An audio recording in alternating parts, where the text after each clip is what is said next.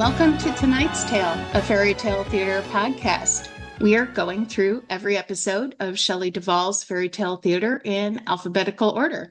I'm your host, Emily, from Atlanta, Georgia. I'm joined by my co-host, Eric. Hi, I'm Eric from New York. And this month, we are joined by our new friend, Julia. Hi, I'm Julia from California. I'm so happy to be here.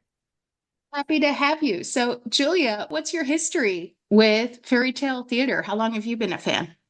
I've been a fan ever since I can remember. Like so many of the people that listen in, I remember going through my local VHSs at the store, like Blockbuster, Hollywood Video, anywhere that I could grab a video of fairy tale theater. And my mom said that when I was even really little, I had to see every single episode like multiple times because I was just such a big fan of the episodes. Oh my God, Hollywood Video. Wow. That was like a hot minute. That was a blip. They were trying to compete with Blockbuster. They had their moment. They were. What's Definitely. your favorite episode? My favorite is Snow White. That's a good one. That's a very good one. I also love the Dancing Princesses. That was another one that I enjoyed with you. When Melina came on, that was a great episode. Oh, we hear you. We hear you about Dancing Princesses. That one is always a special and sweet one, I feel. Very romantic. Yes, definitely. But tonight we are going to talk about Rumpelstiltskin, which is one of only 2 episodes showcasing our beloved Shelley in the lead role. Eric, do you have the background on Rumpelstiltskin? Yes. Rumpelstiltskin was in season 1. It was episode 2, season 1. It aired on October 16th, 1982. It was directed by Emile Ardolano, and it was written by Gerald Ayres. Emile Ardolano, I think. That's a name. Oh, you know what he's known for? He was the director on Dirty Dancing. So that's something. That's impressive. There's that. He's from New York, and he was director, producer known for Dirty Dancing. Yeah, I'll take that credit. That's pretty cool. That's a better credit than this, but you do you. Sorry. Dear listeners, this might be a preview of what we thought of this episode. Of what is to come. The taping of this episode is always something that's very interesting. I always love the taping schedule of the episodes. It was taped May 17th, 1982 to May 21st. But anyway. This would be, as Doug said, my birthday episode. This is May 1982. I was born June 1982. So it was taped May 1982, and then it came out in October. So that's interesting. This is your birthday episode. This is my birthday episode. I'm sorry. You know? Mine is Rip Van Winkle. So I think we're both in a bad boat here. Julia, I don't know if you know about this. Doug, actually, our guest host, Doug, started this. What's your birthday episode? What episode aired closest to your birthday? I love that. That's awesome. We should all check it out. Go look it up after this. I don't know if this says your personality or something. Probably not.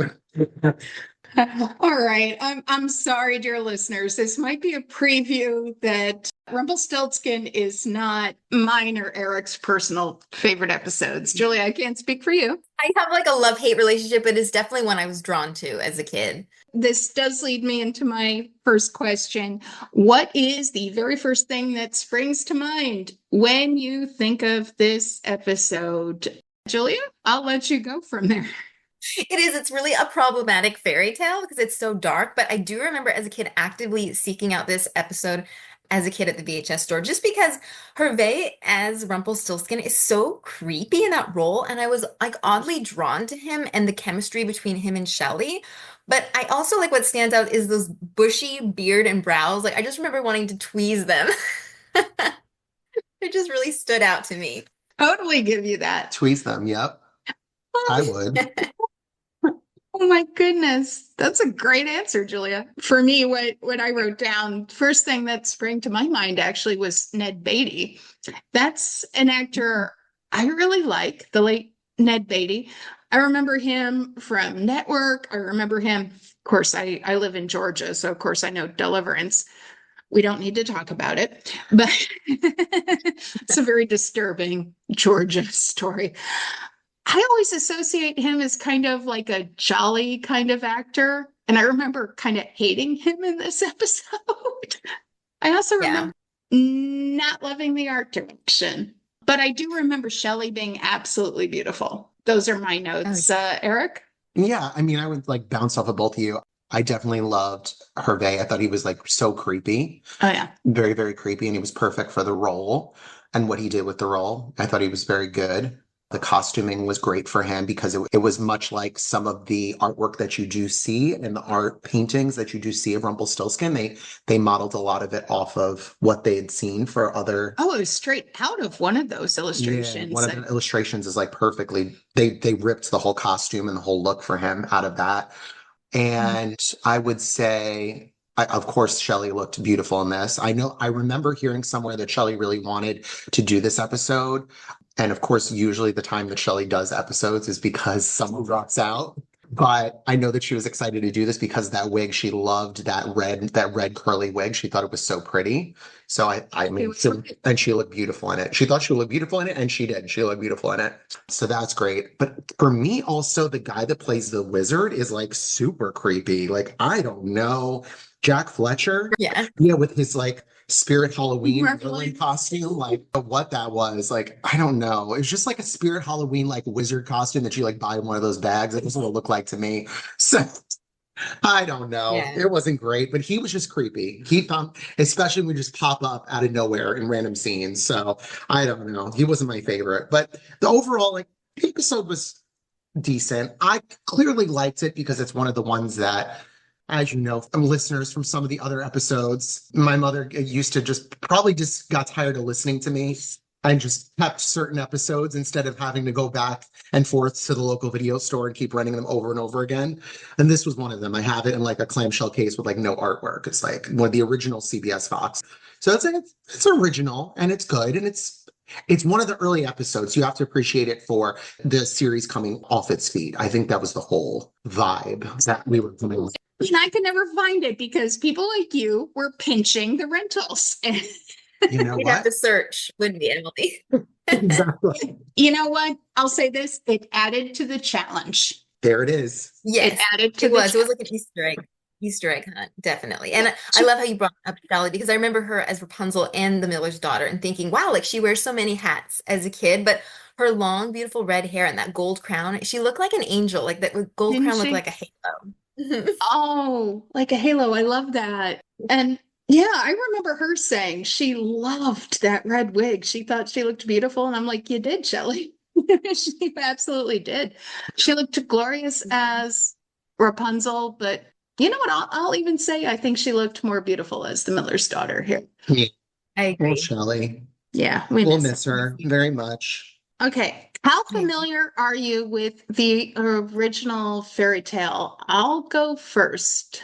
Listeners, this won't be a surprise because I always have this answer. I know I read it years ago. Don't remember. I think all I remember is that it was a pretty faithful adaptation. I'm probably in the same boat as you. I read it when I was younger.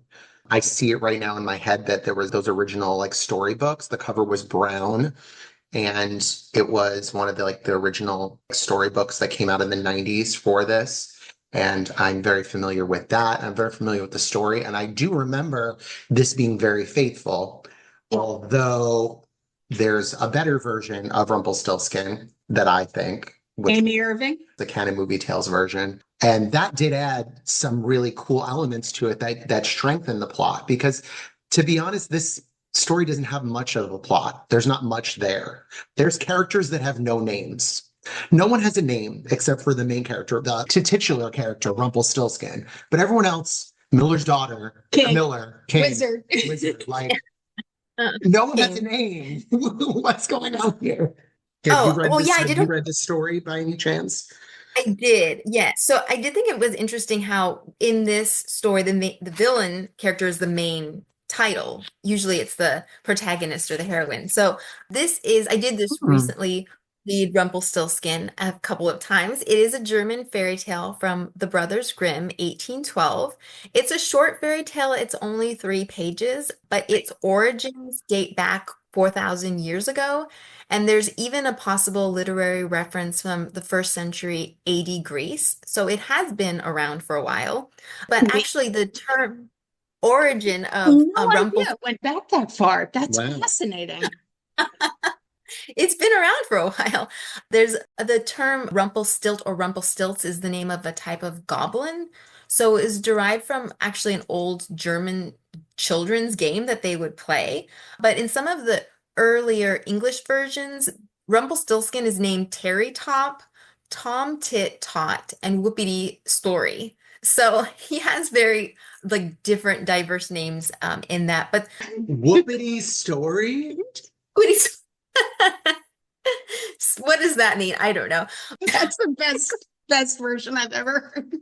Rumpelstiltskin or Whoopity Story. But Little Rattlestilt or Stilt is the derivative of Yeah, Rumpelstiltskin, and they actually yeah. said that it could be a phallic reference. It's because it references an upright pole. So I'm not sure if you've had heard of that before.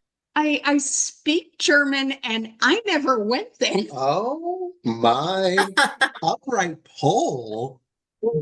Yeah, it's a Oh phallic my, reference. I just don't want to envision Hervé Villechaize in any sexual context. Nor, That's no, too late. like we're good. Making like gold with her every night and then wanting her child. So there's definitely oh, like a sexual reference there too. never went there. Making gold, like making whoopee. Never went there. Mhm. Whoopity story. Whoopee story. Oh my God. Julia, my hat off to you. Oh my goodness. I wish you could see Eric's face. I do too. I'm dead. I can't. I don't even know where to go from there. So this episode's going to be a lot more fun than I originally So envisioned. do you feel reading the original text, do you feel that this episode was pretty faithful in its adaptation or like we thought? Absolutely. I feel Yeah. yes, because especially the Brothers Grimm, the 1812 version, there are some differences, especially when we get to the end, some variations, but for the most part, it is very true to the original tale. Yeah, that's what I remember for the most part. Yeah, I mean the episode moves along very quickly. Like all the action there happens super quick. Super I fast. mean, it's the shortest episode of the entire series. It's like 39 minutes and change. Yeah. So Mhm. We were doing our rewatch together and I was like, it all happened so fast. it's very, very fast. Yeah, No. good one.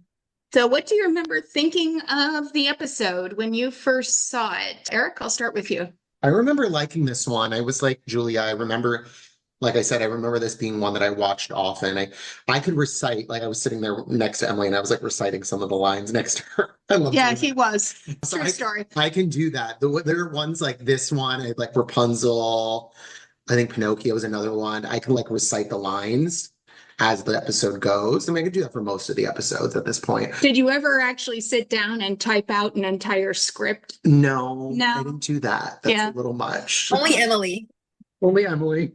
So yeah, this is one I liked. I for sure. I mean, but like now, meh.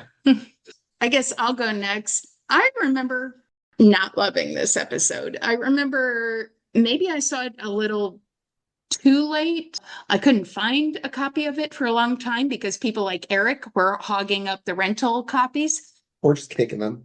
Yeah, thanks, Eric. You, Julia.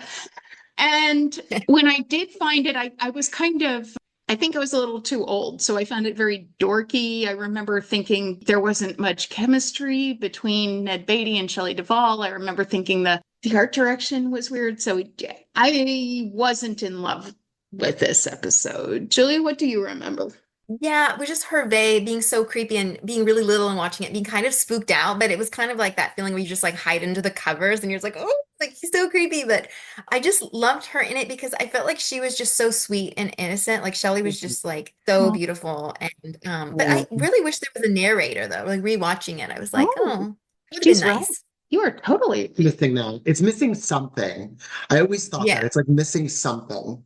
Yeah, a narrator would have made a big Because difference. it's kind of like a one note episode. There's really like no overtly funny parts. There's like no Well, there needs to be someone guiding it along. I agree with you.